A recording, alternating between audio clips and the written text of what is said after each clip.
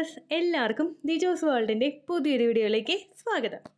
ഇന്നത്തെ വീഡിയോയിൽ സംസാരിക്കുന്നത് ഇംപ്ലാന്റേഷൻ സക്സസ്ഫുൾ ആയി കഴിയുമ്പോഴേക്കും നമുക്കുണ്ടാവുന്ന കുറച്ച് വിയേർഡ് ആയിട്ടുള്ള 2 പ്രഗ്നൻസി സിംറ്റംസിനെ പറ്റിയിട്ടാണ് കേട്ടോ. ഈ 2 മാറ്റങ്ങളും പലപ്പോഴും നമുക്ക് പ്രഗ്നൻ്റ് ആകുമ്പോൾ തുടർച്ചയായിട്ട് കാണുന്നുണ്ട്. പക്ഷേ ഇത് പ്രഗ്നൻസിയുടേതാണോ എന്ന് റെക്കഗ്നൈസ് ചെയ്യാനായിട്ട് നമുക്ക് സാധിക്കുന്നില്ല. ഇതാണ് ആ ഒരു പ്രഗ്നൻസി ലക്ഷണത്തിൻ്റെ ഒരു വ്യത്യാസം കേട്ടോ. സാധാരണ ഉണ്ടാകുന്ന നമുക്ക് സോക്കോൾഡ് ആയിട്ടുള്ള എല്ലാ പ്രഗ്നൻസി ലക്ഷണങ്ങളും നമ്മൾ മുൻപുള്ള ആളുകളിൽ നിന്ന് കേട്ടിട്ടുള്ളത് നമ്മൾ ടി വിയിൽ സീരിയലിലൊക്കെ കണ്ടിട്ട് നമുക്ക് ഫെമിലിയർ ആയിട്ടുള്ളതാണ്. പക്ഷേ ഒരുപാട് പേർക്ക് ഇന്നത്തെ അവരുടെ ലൈഫ് സ്റ്റൈലിലെ ചേഞ്ചസ് കൊണ്ട്, അത് ന്യൂ ജനറേഷനിൽ ഉണ്ടാകുന്ന ഒരുപാട് പേർക്ക് അവരുടെ ലൈഫ് സ്റ്റൈലിലെ ഹോർമോൺ ചേഞ്ചസ് ഒക്കെ കൊണ്ടിട്ട് പലപ്പോഴും വിയേർഡ് ആയിട്ടുള്ള പ്രഗ്നൻസി ലക്ഷണങ്ങളാണ് ഉണ്ടാവുന്നത്. ആൻഡ് ഈ ലക്ഷണങ്ങളെയൊക്കെ കൃത്യമായിട്ട് തിരിച്ചറിയാൻ പറ്റാതെ വരുമ്പോഴേക്കും പല ആളുകളും പ്രഗ്നൻസി ആണോ ഉണ്ടായതെന്ന് തിരിച്ചറിയാനായിട്ട് ഒരുപാട് ബുദ്ധിമുട്ടുകൾ ഉണ്ടാവുന്നു. പ്രഗ്നൻസിയുടെ ആദ്യത്തെ ട്രൈമസ്റ്റർ ഒക്കെ തീരാറാവുന്ന സിറ്റുവേഷനിലായിരിക്കും പലരും പ്രഗ്നൻസി തിരിച്ചറിയുന്നത് കേട്ടോ. അപ്പോൾ അതുകൊണ്ട് തന്നെ ഇങ്ങനെയുള്ള മാറ്റങ്ങളൊക്കെ, ഞാൻ ഈ പറയുന്ന 2 മാറ്റങ്ങൾ നിങ്ങൾക്ക് തുടർച്ചയായിട്ട് കാണുന്നുണ്ടെങ്കിൽ നിങ്ങൾ എന്തായാലും ഡേറ്റ് മിസ്സായിട്ട് 5 ദിവസത്തിന് ശേഷം രാവിലെ ആദ്യത്തെ യൂറിൻ എടുത്തിട്ട് തന്നെ പ്രഗ്നൻസി ടെസ്റ്റ് ചെയ്ത് നോക്കുക കേട്ടോ. പിന്നെ ഏറ്റവും കൂടുതൽ നിങ്ങൾ ശ്രദ്ധിക്കേണ്ട കാര്യം, ഇതുപോലുള്ള ഏർലി പ്രഗ്നൻസി സിംറ്റംസിനെ പറ്റിയിട്ടുള്ള വീഡിയോസ് കേൾക്കുന്ന സമയത്ത് എനിക്കതില്ലല്ലോ എന്ന് ആലോചിച്ച് വിഷമിക്കുന്ന ഒരാളാണ് നിങ്ങളെങ്കിൽ ഈ മൊമെന്റിൽ തന്നെ നിങ്ങൾ വീഡിയോ സ്കിപ്പ് ചെയ്ത് പോവുക. കാരണം നിങ്ങളുടെ ടെൻഷന്റെ ലെവൽ ഒന്ന് ഇൻക്രീസ് ചെയ്യാൻ മാത്രമേ ഈ ഒരു വീഡിയോ കൊണ്ട് സാധിക്കുകയുള്ളൂ. അതൊന്നും ഇല്ലാതെ യാതൊരു തരത്തിലുള്ള പ്രഗ്നൻസി ലക്ഷണം ഇല്ലെങ്കിലും ഞാൻ പ്രഗ്നന്റ് ആകും എന്ന ഉറച്ച ബോധ്യത്തോടു കൂടി പോകുന്ന ആളുകൾ ഈ ഒരു പ്രഗ്നൻസി സിംറ്റമിനെ പറ്റി കേട്ടാൽ മതി. അതല്ലാത്ത ആളുകൾക്ക് നമ്മളിൽ സ്ട്രെസ് കൂടുന്നതിനനുസരിച്ചിട്ട് നമ്മുടെ ബ്രെയിനും റീപ്രൊഡക്റ്റീവ് ഓർഗൻസും തമ്മിലുള്ള ബന്ധത്തിനെ, അത് ആ ഹോർമോൺസിൻ്റെ ഒരു സിഗ്നൽ പാസ് ചെയ്യുന്നതിനെ അത് അഫക്റ്റ് ചെയ്യാനായിട്ട് ചാൻസ് ഉണ്ട്. ഇങ്ങനെ വന്നു കഴിഞ്ഞ് നിങ്ങളുടെ ഇംപ്ലാന്റേഷൻ ഫെയിൽ ആകാനായിട്ടുള്ള ചാൻസ് നിങ്ങൾ തന്നെ ഒരുക്കുന്നത് പോലെ ആയിരിക്കും കേട്ടോ. PCODയും തൈറോയിഡും ഒക്കെയുള്ള ആളുകൾക്ക് ഹോർമോണൽ ഇംബാലൻസ് ഉണ്ടാവാനായിട്ട് ചാൻസ് ഉണ്ട്. അതും ഓവർകം ചെയ്തിട്ട് ബോഡി പ്രഗ്നന്റ് ആയിട്ടുണ്ടെങ്കിൽ നമ്മളെ കൊണ്ട് കഴിയുന്ന തരത്തിലുള്ള സപ്പോർട്ടാണ് നമ്മൾ ബോഡിക്ക് കൊടുക്കേണ്ടത്. അതല്ലാത്ത കാര്യങ്ങൾ ചെയ്യുന്നത് ഇംപ്ലാന്റേഷൻ ഫെയിൽ ആക്കാനായിട്ട് കാരണമാകും. അതുപോലെ ഇപ്പോൾ നിങ്ങൾ ഒരുപാട് നാളുകളായിട്ട് ട്രൈ ചെയ്തിട്ട് പ്രഗ്നൻസി പോസിറ്റീവ് ആകുന്നില്ലെങ്കിൽ നമ്മുടെ ചാനലിലെ പോസ്റ്റ് എന്ന് പറഞ്ഞൊരു ഐക്കൺ ഉണ്ട്. ചാനൽ വിസിറ്റ് ചെയ്തതിന് ശേഷം നിങ്ങൾ പോസ്റ്റ് നോക്കുക. അതിൽ ഡെയിലി ബേസിസിൽ ഒരുപാട് പേരുടെ സക്സസ് സ്റ്റോറീസ് അപ്ലോഡ് ചെയ്യുന്നുണ്ട്. അതിൽ നിങ്ങൾക്ക് യൂസ്ഫുൾ ആണെന്ന് തോന്നുന്ന തരത്തിലുള്ള സക്സസ് സ്റ്റോറീസ് നിങ്ങൾ ഫോളോ ചെയ്യാനായിട്ട് നോക്കുക. ഒരിക്കലും ഡോക്ടറുടെ ട്രീറ്റ്മെൻറ്റിന് പകരമായിട്ടുള്ളതല്ല നമ്മുടെ ചാനലിൽ പറയുന്ന ടിപ്സ് ഒന്നും തന്നെ. ഡോക്ടറുടെ ട്രീറ്റ്മെൻറ്റിനോടൊപ്പം ഈ പറയുന്ന ടിപ്സും കൂടി നിങ്ങൾ കൃത്യമായിട്ട് ഫോളോ ചെയ്ത് ലൈഫ് സ്റ്റൈലിൽ മാറ്റങ്ങളൊക്കെ കൊണ്ടുവരാൻ ശ്രമിക്കുകയാണെങ്കിൽ എളുപ്പത്തിൽ പ്രഗ്നന്റ് ആകാനായിട്ട് ഇതൊക്കെ നിങ്ങളെ സഹായിക്കും കേട്ടോ. അപ്പോൾ നമുക്ക് വീഡിയോ സ്റ്റാർട്ട് ചെയ്യാം. ഇവിടെ ഏറ്റവും ആദ്യം സംസാരിക്കാനായിട്ട് പോകുന്നത് പൊക്കിളിൽ സംഭവിക്കുന്ന ഒരു മാറ്റത്തിനെ പറ്റിയിട്ടാണ് കേട്ടോ. നമ്മുടെ യൂട്രസിന് തൊട്ട് മുകളിൽ നിൽക്കുന്ന ഒരു ഭാഗമായതുകൊണ്ട് തന്നെ യൂട്രസിൽ സംഭവിക്കുന്ന പല വ്യത്യാസങ്ങളും നമ്മുടെ പൊക്കിളിൻ്റെ ഭാഗത്തും നമ്മുടെ ലോവർ അബ്ഡമൻ ഭാഗത്തും അതുപോലെ തന്നെ നേരെ പുറകിൽ നിൽക്കുന്ന നമ്മുടെ നടുവിൻ്റെ ഭാഗത്തും ഒക്കെ ഫീൽ ചെയ്യാറുണ്ട്. ഇങ്ങനെ പൊക്കിളിൽ സംഭവിക്കുന്ന സുപ്രധാനമായിട്ടുള്ള മാറ്റങ്ങളിൽ ഏറ്റവും ആദ്യത്തെ ഒരു മാറ്റം എന്ന് പറയുന്നത് ചൊറിച്ചിലാണ്. പ്രഗ്നന്റ് ആകുമ്പോൾ ചൊറിച്ചിലുണ്ടാവുമോ എന്ന് ചോദിച്ചു കഴിഞ്ഞാൽ തീർച്ചയായിട്ടും നമുക്ക് ചൊറിച്ചിലുണ്ടാകും. കാരണം ഏറ്റവും കൂടുതൽ നമുക്കിത് അനുഭവപ്പെടുന്നത് നമ്മുടെ ഫസ്റ്റത്തെ പ്രഗ്നൻസിയിലായിരിക്കും. നമ്മുടെ യൂട്രസ് അതുവരെ എക്സ്പാൻഡ് ആയിട്ടില്ല. അങ്ങനെ വരുന്ന സമയത്ത് യൂട്രസ് എക്സ്പാൻഡ് ആവാനായിട്ട് തുടങ്ങുമ്പോഴേക്കും ഫ്ലാറ്റ് ടമ്മി ഉള്ളവരുണ്ടാവുമല്ലോ, അതായത് വയറൊട്ടുമില്ലാതെ ഒട്ടിയിരിക്കുന്നവരുണ്ടാകും. ഇങ്ങനെയുള്ളവർക്ക് യൂട്രസ് എക്സ്പാൻഡ് ആവാനായിട്ട് തുടങ്ങുമ്പോഴേക്കും അതിന് ചുറ്റുമുള്ള മസിൽസിന്റെ ആ ഒരു എക്സ്പാൻഷനൊക്കെ വളരെ എളുപ്പത്തിൽ ഫീൽ ചെയ്യാനായിട്ട് തുടങ്ങും. പൊക്കിളിന് ചുറ്റുമുള്ള ഏരിയ, അതുപോലെ അവരുടെ ലോവർ അബ്ഡമന്റെ ഭാഗം, പൊക്കിളിനും ലോവർ അബ്ഡമനും ഇടയിലുള്ള ഭാഗം, ഇവിടെയൊക്കെ നിങ്ങൾക്ക് ചൊറിച്ചിൽ അനുഭവപ്പെടാനായിട്ട് തുടങ്ങും. അതുപോലെ തന്നെ ആ ഭാഗത്തോട്ട് നമ്മുടെ യൂട്രസിലോട്ടുള്ള ബ്ലഡ് സർക്കുലേഷൻ വർദ്ധിക്കുന്നതിൻ്റെ ഭാഗമായിട്ട് അവരുടെ വെയിൻസ് ഒക്കെ, ആ ഭാഗത്തുള്ള വെയിൻസ് ഒക്കെ ഒന്ന് എക്സ്പാൻഡ് ആവാനായിട്ട് തുടങ്ങും. ഇതിൻ്റെ ഭാഗമായിട്ടും നമുക്ക് നമ്മുടെ നേവൽ പോർഷനിൽ, നമ്മുടെ പൊക്കിളിൻ്റെ ഭാഗത്ത് ചൊറിച്ചിൽ അനുഭവപ്പെടാനായിട്ട് സാധ്യതയുണ്ട് കേട്ടോ. അങ്ങനെ നിങ്ങൾ ചൊറിച്ചിലൊക്കെ അനുഭവപ്പെടുമ്പോഴേക്കും എന്തെങ്കിലും ലോഷൻ നിങ്ങൾ അപ്ലൈ ചെയ്ത് കൊടുക്കുക. അല്ലെങ്കിൽ അങ്ങനെ ഒരു ലോഷനും കയ്യിലില്ലെങ്കിൽ കോക്കനട്ട് ഓയിൽ ആണെങ്കിൽ നിങ്ങൾ അപ്ലൈ ചെയ്ത് കൊടുത്തു കഴിഞ്ഞാൽ ഒരു ആശ്വാസം നിങ്ങൾക്ക് കിട്ടും കേട്ടോ. രണ്ടാമത്തെ പ്രഗ്നൻസി ലക്ഷണം നമുക്കുണ്ടാകുന്നത് നമ്മുടെ വായയിലാണ്. അപ്പോൾ ഇവിടെ മൗത്ത് അൾസറിനെ പറ്റി നമുക്ക് നോക്കാം. എല്ലാ സ്ത്രീകൾക്കും അതുപോലെ എല്ലാ പുരുഷന്മാർക്കും ഉണ്ടാകുന്ന ഒന്നാണ് വായ്പുണ്ണ് എന്ന് പറയുന്നത്. പ്രഗ്നന്റ് ആകുമ്പോൾ ഇത് തുടർച്ചയായിട്ട് അനുഭവപ്പെടാൻ കുറച്ച് കാര്യങ്ങളുണ്ട്. അവയിൽ ഏറ്റവും ആദ്യത്തെ എന്ന് പറയുന്നത് ന്യൂട്രീഷണൽ ഡെഫിഷ്യൻസീസ് ആണ്. നമ്മുടെ ആ ഒരു പ്രഗ്നൻസി ആകുന്ന സമയം മുതൽ നമ്മുടെ ശരീരം ആ ഒരു എംബ്രിയോനെ നറിഷ് ചെയ്യാൻ വേണ്ടിയിട്ട് ഒരുപാട് കാര്യങ്ങൾ ചെയ്യുന്നുണ്ട്. അതിന് വേണ്ടുന്ന ന്യൂട്രിയൻസ് കൊടുക്കാൻ വേണ്ടിയിട്ട്, അതിന്റെ വളർച്ചയുടെ ഓരോ മൈൽ സ്റ്റോൺസിനും എത്താൻ വേണ്ടിയിട്ട് ഒരുപാട് ന്യൂട്രിയൻസ് നമ്മുടെ ശരീരം കൊടുക്കുന്നുണ്ട്. ഇങ്ങനെ കൊടുക്കുമ്പോഴേക്കും നമ്മളുടെ ശരീരത്തിലെ ആ ഒരു ബ്ലഡിൽ നിന്നൊക്കെയാണല്ലോ ഈ ന്യൂട്രിയൻസ് ഒക്കെ കുഞ്ഞിലോട്ട് എത്തുന്നത്. ഇതിന്റെ ഭാഗമായിട്ട് നമ്മളുടെ ശരീരത്തിലെ പ്രോട്ടീൻസിന്റെയും അതുപോലെ പോഷകങ്ങളുടെയും ഒക്കെ അഭാവം സംഭവിക്കുന്നു. ഇതിന്റെ ഭാഗമായിട്ട് നിങ്ങൾക്ക് ന്യൂട്രീഷൻ ഡെഫിഷ്യൻസി ശരീരത്തിൽ ഉണ്ടായിക്കഴിഞ്ഞാൽ ഇത് മൗത്ത് അൾസർ ഉണ്ടാകുന്നതിന്, അതായത് വായ്പുണ്ണ് ഉണ്ടാകുന്നതിന് കാരണമാകുന്നു. രണ്ടാമത്തെ വ്യത്യാസമാണ് ഹോർമോണൽ ചേഞ്ചസ്.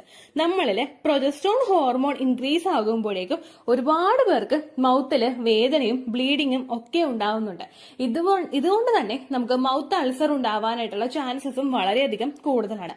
പിന്നെ മറ്റൊരു റീസൺ എന്ന് പറയുന്നത് നമ്മുടെ വായ നമ്മൾ പ്രഗ്നന്റ് ആകുമ്പോൾ ഭയങ്കരമായിട്ട് സെൻസിറ്റീവ് ആവുന്നു. നമ്മൾ ബ്രഷ് ചെയ്യുമ്പോൾ ഏതെങ്കിലും ഒരു ഭാഗത്തോട് ബ്രഷ് കൊണ്ടാൽ മതി അങ്ങനെ പൊട്ടുന്നു, അങ്ങനെ ഒരു സിറ്റുവേഷൻ ഉണ്ടാവുക. അല്ലെങ്കിൽ എന്തെങ്കിലുമൊക്കെ നല്ല നുറുക്കോ കപ്പുറത്തോ ഒക്കെ കഴിച്ചുകൊണ്ടിരിക്കുമ്പോൾ ചെറിയൊരു ഭാഗം കൊണ്ടിട്ടാണെങ്കിലും പെട്ടെന്നൊരു മുറിവ് സംഭവിക്കുക. ഇതെല്ലാം പലർക്കും ഉണ്ടാവുന്ന ഒരു കാര്യം ഇങ്ങനെ നമ്മുടെ ശരീരം സെൻസിറ്റീവ് ആവുന്നത് കൊണ്ടാണ് കേട്ടോ. അതുപോലെ തന്നെ മറ്റൊരു ബുദ്ധിമുട്ടെന്ന് പറയുന്നത് നമ്മൾ കൂടുതൽ സ്പൈസി ഫുഡ്സ് കഴിക്കുമ്പോഴേക്കും നമ്മുടെ ശരീരം ഓൾറെഡി സെൻസിറ്റീവ് ആണ് പ്രഗ്നൻസി ആകുന്ന സമയത്ത്. അതായത് പെട്ടെന്ന് നമുക്ക് ബുദ്ധിമുട്ടുകളൊക്കെ ഉണ്ടാവാനായിട്ടുള്ള സാഹചര്യങ്ങൾ കൂടുതലാണ്. അപ്പോൾ ഇങ്ങനെ നമ്മൾ സെൻസിറ്റീവ് ആകുമ്പോഴേക്കും കൂടുതൽ എരിവുള്ള മസാലകളൊക്കെയുള്ള സ്പൈസി ഫുഡ്സ് കഴിച്ചു കഴിഞ്ഞാൽ ഇതും മൗത്ത് അൾസർ തുടർച്ചയായിട്ട് ഉണ്ടാകുന്നതിന് കാരണമാകുന്നു. അടുത്ത റീസൺ ആണ് അയേൺ ഡെഫിഷ്യൻസി. നമ്മളുടെ ശരീരത്തില് ഫോളേറ്റ്, അതുപോലെ അയേൺ, വിറ്റമിൻ B12 ഇവയുടെയൊക്കെ ഡെഫിഷ്യൻസീസ് ഉണ്ടായി കഴിഞ്ഞാൽ ഇത് മൗത്ത് അൾസർ വരുന്നതിന് കാരണമാവുന്നു. ഈ മൗത്ത് അൾസർ നമുക്ക് ഉണ്ടാകുമ്പോഴേക്കും ഫോളേറ്റും അയേണും വിറ്റമിൻ B എന്നൊക്കെ പറയുന്നത് കുഞ്ഞിന്റെ വളർച്ചയ്ക്ക് അത്യന്താപേക്ഷിതമായിട്ടുള്ള പോഷകങ്ങളാണ്. അപ്പോൾ ഇത് കിട്ടാതെ വന്നു കഴിഞ്ഞാൽ ഇത് നമ്മളുടെ ശരീരം ഉള്ളത് വെച്ച് ഉപയോഗിച്ച് ആഗിരണം ചെയ്ത് പോയി കഴിഞ്ഞാൽ ബാക്കി വരുമ്പോഴേക്കും നമുക്ക് അതിനനുസരിച്ചിട്ടുള്ള ബുദ്ധിമുട്ടുകളും പ്രശ്നങ്ങളും ഒക്കെ ഉണ്ടാവാൻ ചാൻസ് കൂടുതലാണ്. ഇനി ഇത് ഉണ്ടായി കഴിഞ്ഞു കഴിഞ്ഞാൽ എങ്ങനെ നമുക്കിത് കൺട്രോൾ ചെയ്യാമെന്ന് നോക്കാം. ഒരുപാട് പേർക്ക് മൗത്ത് അൾസർ വരുമ്പോഴേക്കും തുറക്കാൻ പറ്റില്ല, ഭക്ഷണമൊന്നും കഴിക്കാൻ പറ്റില്ല, ഭയങ്കര വേദനയും ബുദ്ധിമുട്ടും ആയിരിക്കും. ഒരു ഭാഗത്ത് വരുമ്പോൾ തന്നെ ഭയങ്കര ബുദ്ധിമുട്ടായിരിക്കും. അപ്പൊ തുടർച്ചയായിട്ട് 1-2 ഭാഗത്തൊക്കെ വന്നു കഴിഞ്ഞാൽ നമുക്ക് ആ അവസ്ഥ ചിന്തിക്കാൻ പോലും പറ്റാത്ത തരത്തിലുള്ളതായിരിക്കും. അങ്ങനെയൊക്കെ വരുമ്പോഴേക്കും അതെങ്ങനെ അവോയ്ഡ് ചെയ്യാമെന്ന് നമുക്ക് നോക്കാം. നിങ്ങൾ ധാരാളം വെള്ളം കുടിക്കാനായിട്ട് ശ്രദ്ധിക്കാം. പ്രഗ്നന്റ് ആകുന്ന സമയത്ത് ഒരു സ്ത്രീക്ക് വേണ്ട ഏറ്റവും ഇമ്പോർട്ടന്റ് ആയിട്ടുള്ള കാര്യമാണ് ഹൈഡ്രേറ്റഡ് ആയിട്ട് ഇരിക്കുക എന്ന് പറയുന്നത്. ഹൈഡ്രേഷൻ നമ്മളുടെ ശരീരത്തിൽ ഇല്ലാതെ ഡിഹൈഡ്രേഷൻ ഉണ്ടായി കഴിഞ്ഞാൽ ഇത് മറ്റു പല ബുദ്ധിമുട്ടുകളും നമുക്ക് ഉണ്ടാകുന്നതിന് കാരണമാകുന്നു. അത് പ്രിവെന്റ് ചെയ്യാൻ വേണ്ടിയിട്ട് നിങ്ങൾ ധാരാളം വെള്ളം കുടിക്കുക. പിന്നെ ന്യൂട്രീഷണൽ ഡയറ്റ് നിങ്ങൾ ഉൾപ്പെടുത്തുക. നിങ്ങൾ എന്ത് ഭക്ഷണം പ്രഗ്നന്റ് ആകുമ്പോൾ കഴിക്കുന്നുണ്ടോ അതെല്ലാം നിങ്ങളുടെ കുഞ്ഞിന് ശരീരത്തിൽ ഒരു ബെനഫിറ്റെങ്കിലും കൊണ്ടുവന്ന് തരുന്ന തരത്തിലുള്ളതായിരിക്കണം. നിങ്ങൾ ഇലക്കറികൾ, പച്ചക്കറികൾ, അതുപോലെ ഫ്രൂട്ട്സ്, നട്ട്സ് ഇങ്ങനെയുള്ള കാര്യങ്ങളൊക്കെ നിങ്ങൾ കഴിക്കുമ്പോഴേക്കും ആഡ് ഓൺ ആയിട്ട് നിങ്ങൾക്ക് ഒരുപാട് ബെനിഫിറ്റുകൾ കിട്ടും ആ ശരീരത്തിൽ. നമ്മൾ പോലും അറിയാതെ നമുക്കതൊക്കെ കിട്ടും. പക്ഷെ നമ്മളിപ്പോൾ ക്രേവിങ്സ് കൊണ്ട് ഔട്ട്സൈഡ് ഫുഡ് കൂടുതലായിട്ട് കഴിച്ചു കഴിഞ്ഞാൽ, അതായതിപ്പോ എന്താ പറയാ, ബർഗർ കഴിക്കുക, കൂടുതലായിട്ട് പിസ്സ കഴിക്കുക, സാൻഡ്വിച്ച് കഴിക്കുക, അല്ലെങ്കിൽ ഷവർമ കഴിക്കുക, അൽഫാം കഴിക്കുക, ഇങ്ങനെയുള്ള കാര്യങ്ങൾക്കൊക്കെ പ്രഗ്നന്റ് ആയിട്ടുള്ള ലേഡിക്ക് ഒരുപാട് ക്രാവിങ്സ് ഉണ്ടാകും. ഇത് നമ്മൾ കൂടുതലായിട്ട് ആ ക്രാവിങ്സിന്റെ പുറകെ പോയി കഴിഞ്ഞാൽ അൺവാണ്ടഡ് ആയിട്ടുള്ള ഒരുപാട് കാര്യങ്ങൾ നമ്മളുടെ ശരീരത്തിൽ എത്തുന്നതിന് അത് കാരണമാകുന്നു. പ്രഗ്നൻസി സമയത്ത് ഇതൊക്കെ കൂടുതലായിട്ട് കഴിക്കുന്നത് നമ്മളിൽ ഒബിസിറ്റി ഉണ്ടാകാനും മറ്റു പല ബുദ്ധിമുട്ടുകൾ ഫോം ചെയ്യുന്നതിനും കാരണമാകുന്നു. അതുകൊണ്ട് ന്യൂട്രീഷണൽ ഡയറ്റ് നിങ്ങൾ ഫോളോ ചെയ്യുക. ഒരു ദിവസം ഒരു വെജിറ്റബിളോ ഒരു ഫ്രൂട്ടോ നിങ്ങൾ കഴിക്കുന്നുണ്ട് എന്നുള്ള കാര്യം നിങ്ങൾ മസ്റ്റ് ആയിട്ട് ഉറപ്പുവരുത്തുക കേട്ടോ. അതുപോലെ കഴിക്കാൻ പറ്റുന്ന അത്രയും നട്ട്സും നിങ്ങൾ കഴിക്കാനായിട്ട് ശ്രദ്ധിക്കുക. പിന്നെ ഇങ്ങനെ വേദനയൊക്കെ ഉണ്ടാവുന്ന ഭാഗത്ത് നിങ്ങൾ ഐസ് വെച്ച് കൊടുക്കുകയാണെങ്കിൽ ചെറിയൊരു റിലാക്സേഷൻ നിങ്ങൾക്ക് കിട്ടാൻ വേണ്ടിയിട്ട് അത് സഹായിക്കും. ഡയറക്റ്റ് ഐസ് വെച്ച് കൊടുക്കാനായിട്ട് പറ്റുന്നില്ല എങ്കിൽ നല്ലൊരു കോട്ടൺ തുണിയിൽ ഐസ് പൊടിഞ്ഞിട്ട് നിങ്ങൾ പയ്യെ ഒന്ന് വെച്ച് കൊടുക്കുകയാണെങ്കിൽ ഉള്ളിലോട്ട് ഇങ്ങനെ നമ്മുടെ ആ ഒരു ഏത് ഭാഗത്താണോ അതിങ്ങനെ പൊളിച്ചിട്ട് ഇങ്ങനെ ഉള്ളിലോട്ട് വെച്ച് കൊടുത്തു കഴിഞ്ഞാൽ നിങ്ങൾക്കൊരു ആശ്വാസം ഇടയ്ക്ക് കിട്ടും കേട്ടോ. ഇത്രയേ ഉള്ളൂ വീഡിയോ. യൂസ്ഫുൾ ആയി കാണുമെന്ന് വിശ്വസിക്കുന്നു. യൂസ്ഫുൾ ആവുന്നുണ്ടെങ്കിൽ ലൈക്ക് ചെയ്യുക, ഫ്രണ്ട്സിനൊക്കെ ഷെയർ ചെയ്ത് കൊടുക്കുക കേട്ടോ. എന്തെങ്കിലും സംശയം ഉണ്ടെങ്കിൽ നിങ്ങൾ കമന്റ്സിൽ ചോദിക്കുക. പണ്ടത്തെ വീഡിയോയ്ക്ക് കമന്റ്സ് ഇടുന്നവർക്ക് റിപ്ലൈ ലഭിക്കുന്നില്ലെങ്കിൽ ലേറ്റസ്റ്റ് ആയിട്ട് ഞാൻ ഏത് വീഡിയോ ആണോ അപ്ലോഡ് ചെയ്യുന്നത് അതിന് താഴെ കമന്റ് ഒന്ന് കോപ്പി പേസ്റ്റ് ചെയ്യാനായിട്ട് ശ്രദ്ധിക്കുക കേട്ടോ. അതുപോലെ ഓവുലേഷൻ ഡേറ്റ് കാൽക്കുലേറ്റ് ചെയ്ത് തരാനായിട്ട് റിക്വസ്റ്റ് ചെയ്യുന്ന ആളുകൾ എത്രയാണോ സൈക്കിൾ ലെങ്ത് അത് മെൻഷൻ ചെയ്യാനായിട്ട് ശ്രദ്ധിക്കുക. സൈക്കിൾ ലെങ്ത് എന്നതുകൊണ്ട് ഉദ്ദേശിച്ചത് ഓരോ മാസവും എത്ര ദിവസം കൂടുമ്പോഴാണോ ബ്ലീഡിങ് വരുന്നത് അതാണ് സൈക്കിൾ ലെങ്ത്.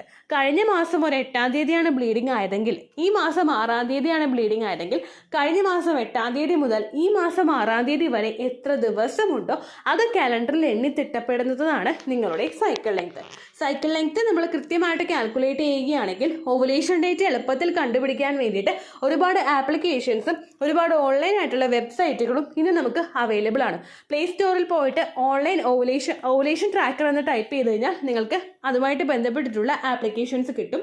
അത് പറ്റുന്നില്ല എങ്കിൽ ഗൂഗിളിൽ പോയിട്ട് ഓൺലൈൻ ഓവുലേഷൻ കാൽക്കുലേറ്റർ എന്ന് ടൈപ്പ് ചെയ്ത് കഴിഞ്ഞാൽ അതുമായിട്ട് ബന്ധപ്പെട്ടിട്ടുള്ള വെബ്സൈറ്റുകൾ നിങ്ങൾക്ക് കിട്ടും. അതിൽ നിങ്ങളുടെ ലാസ്റ്റ് മന്തിലെ മെൻസ്ട്രേഷൻ്റെ ഡേറ്റും ഒപ്പം ഞാൻ ഈ പറഞ്ഞ രീതിക്ക് നിങ്ങൾ കാൽക്കുലേറ്റ് ചെയ്യുന്ന സൈക്കിൾ ലെങ്ത്തും എൻ്റർ ചെയ്ത് കൊടുക്കുകയാണെങ്കിൽ നിങ്ങൾക്ക് കൃത്യമായിട്ട് ഓവുലേഷൻ ഡേറ്റ് കണ്ടുപിടിക്കാനായിട്ട് സാധിക്കും. ഫെർട്ടൈൽ ടൈം പീരീഡും നിങ്ങൾക്ക് കിട്ടും. അതായത് എത്ര ദിവസം മുതൽ കോൺടാക്ട് ചെയ്ത് തുടങ്ങിക്കഴിഞ്ഞാൽ നിങ്ങൾ പ്രഗ്നൻ്റ് ആകും എന്നുള്ളൊരു ഡേറ്റും നിങ്ങൾക്ക് പ്രോപ്പറായിട്ട് കിട്ടും കേട്ടോ. ഇത് കാൽക്കുലേറ്റ് ചെയ്യുന്ന സമയത്ത്, സൈക്കിൾ ലെങ്ത് കാൽക്കുലേറ്റ് ചെയ്യുന്ന സമയത്ത് നിങ്ങളുടെ ആ ഒരു കലണ്ടറിൽ നോക്കി തന്നെ നിങ്ങൾ കാൽക്കുലേറ്റ് ചെയ്യുക. പല മാസങ്ങളിലും 30-31 ദിവസമുണ്ട്, അതുകൊണ്ടാണ് അങ്ങനെ പറഞ്ഞത്. ഒപ്പം നിങ്ങൾക്ക് ബ്ലീഡിങ് തുടങ്ങിയ ദിവസത്തിന് വേണം നിങ്ങൾ ഡേ 1 ആയിട്ട് എടുക്കാൻ വേണ്ടിയിട്ട്. സ്പോട്ടിങ് തുടങ്ങിയ ദിവസത്തിനെ, അതായത് ചെറുതായിട്ട് ഡിസ്ചാർജ് പോയി തുടങ്ങിയ ദിവസത്തിനെ നിങ്ങൾ കൺസിഡർ ചെയ്യേണ്ട ആവശ്യം ഇല്ല കേട്ടോ. അപ്പോൾ ഇത്രയേ ഉള്ളൂ വീഡിയോ. അടുത്തൊരു വീഡിയോ ആയിട്ട് നമുക്ക് വീണ്ടും കാണാം. ബൈ.